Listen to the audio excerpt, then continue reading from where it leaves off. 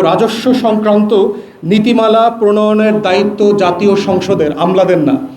আপনারা দেখেন, আমরা এমন একটা বাজেট সিস্টেম তৈরি করেছি যেখানে আমলারা বাজেট প্রণয়ন করে আর সংসদ সদস্যদেরকে খালি ওয়াজ মাহফিলের মতো ঠিক ঠিক বলা লাগে। তাহলে বাজেট প্রণয়নের দায়িত্ব তো সংসদের। কর নির্ধারণ করবেন, কত দিবেন, কত নিবেন, ভ্যাট কালেকশন, এগুলো সব কিছুর দায়িত্ব তো জনপ্রতিনিধিদের। কিন্তু আমাদের টোটাল বাজেট প্রণয়নটা করে আমলারা, এনবিআর মিলে করে, বাংলাদেশ ব্যাংকের পরামর্শ, মিনিস্টেরিয়াল পরামর্শ, সেগুলো দিয়ে যোগ বিয়োগ করে।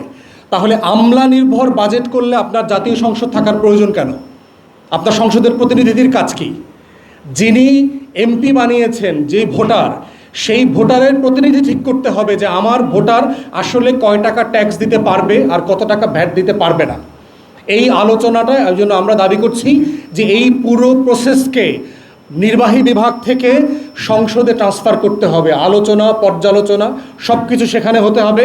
ডিটেল আলোচনা করে সংসদকে সিদ্ধান্ত নিতে হবে যে আসলে বাজেট কীভাবে প্রণীত হবে এবং সেটার সংখ্যা।